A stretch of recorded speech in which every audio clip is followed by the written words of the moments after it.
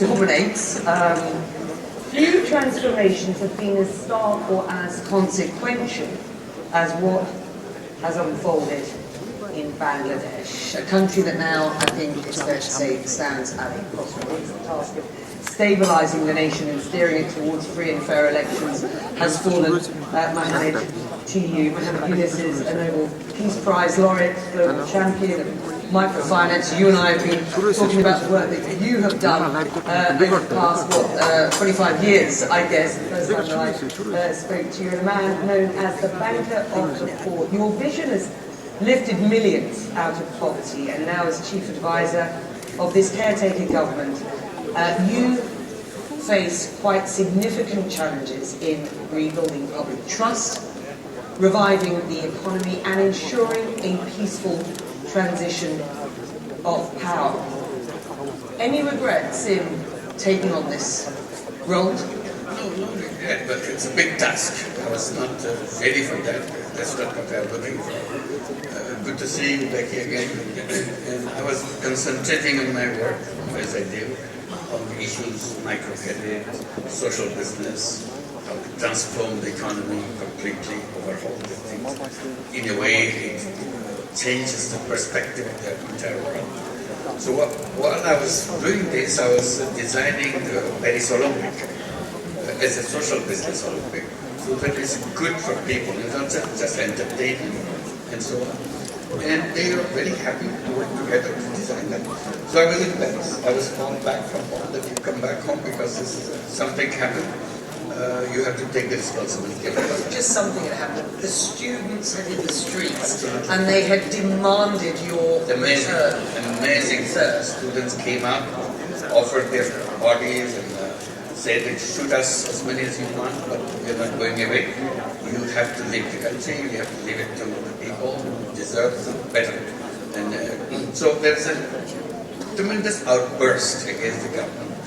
And the students won. The Prime Minister, the previous Prime Minister, she left the country.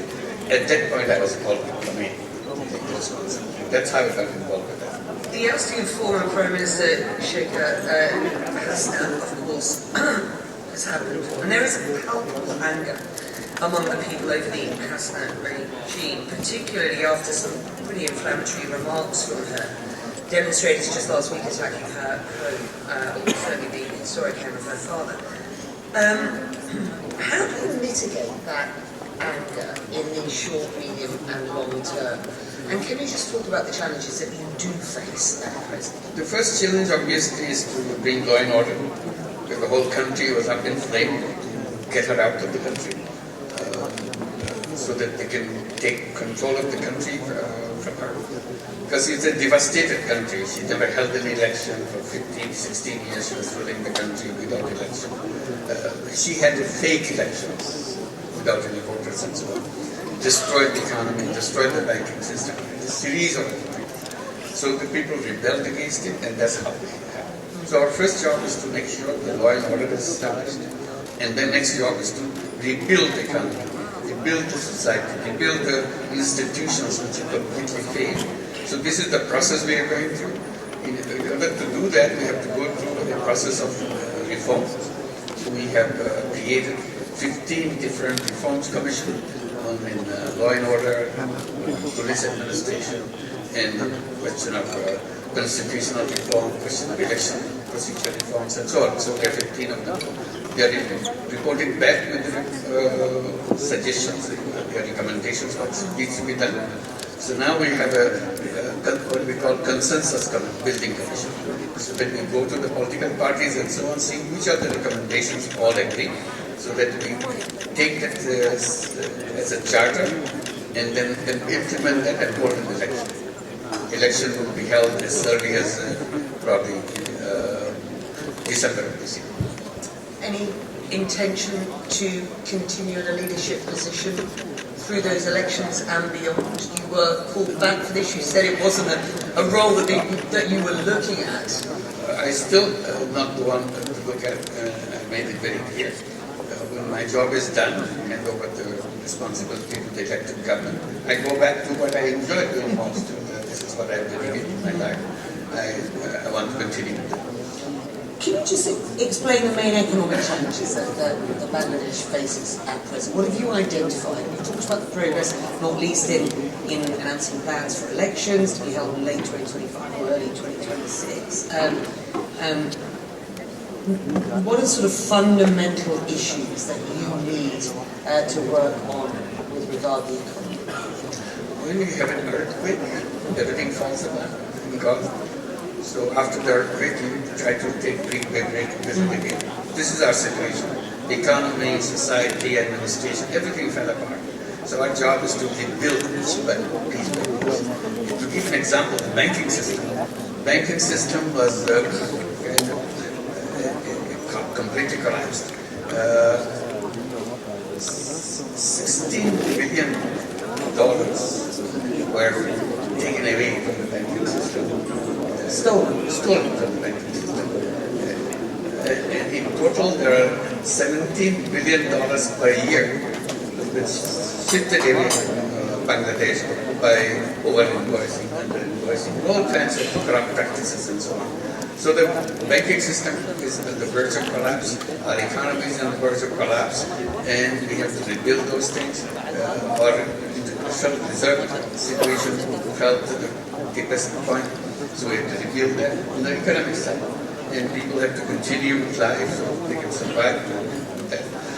So economy is number one, law and order is number two, and then with the institutions, schooling, education, everything else. What progress has been made in these investigations? Has India responded to your request for extradition? I mean, what are you doing to address the need for national reconciliation amongst the people while ensuring justice for victims? One, I'm very happy, feel very relieved that the United Nations High Commissioner for Human Rights published just a report on Bangladesh, documenting everything I just said about the killing, about the disappearance of people, torture chambers, how students were shot by the police and army under the order of the Prime Minister. So they vividly recorded that. So we don't have to go and tell the public and the world that, look, we are saying that these are all fabricated. So we have a United Nations document on that. So that's a relief. We have to start rebuilding those faults that we have in the system so that it doesn't repeat that. So this is one of the things that we want to make sure. And the other things is broad international support that we got from everywhere. Everybody wanted to support that, to rebuild. We say we want to build a new Bangladesh. The old Bangladesh is completely corrupt. It's a corruption-ridden, billions of dollars taken away. We are trying to get this money back. It's a very complicated procedure. That support, Mohammed, was a lot to do with you being in this caretaker position, it has to be said. I've spoken to enough people around the world who have sort of backed you to try and get this job done. So you know, you should be applauded for the role that you have. In your book, A World of Three They are very Zeros, kind of them pay attention to my appeal to them. And it's the work that you and I have been talking about for years in microfinance, and the work that you've won a Nobel Peace Prize, an economy that serves, or better serves, human needs at present. I am totally convinced it's possible. It's possible because we want it. Each one of us want it. Since we want it, we have to bring it out from us to make it happen. I say we do business to make money. That's understood all over the world, maximization of profit. I said you do that. And then on the side you have the charity. You give away money. I said there's a third way. This was missing. So I wanted to install the third one.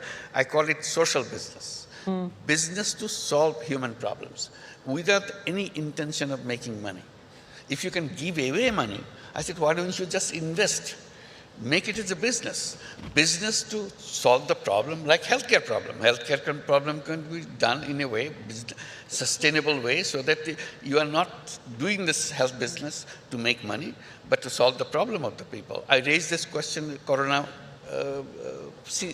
time, saying all the vaccines that are coming out, this should be done in pharmaceutical companies as a social business, so that you cover your cost, but people get it cheap. So if you want to maximize your profit even on the vaccine, then your attention is very different. You make billions of dollars, but many people die on the way. This is altruistic. Is it also slightly naive? It's not naive. People say, will people be interested in that? I said, of course they will be interested. And how come? I said, yes, making money may be happiness. Making other people happy is a super happiness. You do it, you feel happy. This happiness that is matters. It's not about something else. So I said, there's plenty of technology in the world, plenty of creative ideas in the world, but we're not using it for solving the problems of the people. All kinds of problems people suffer. So why don't you create businesses, like I mentioned, healthcare, education, technology, and many other things. Are you baking that into your economic vision, finally, for Bangladesh and new Bangladesh going forward? Gradually trying to set it up in the education system, so that in the education system we're trying to encourage young people, first decide what you want to be. Then you learn in this.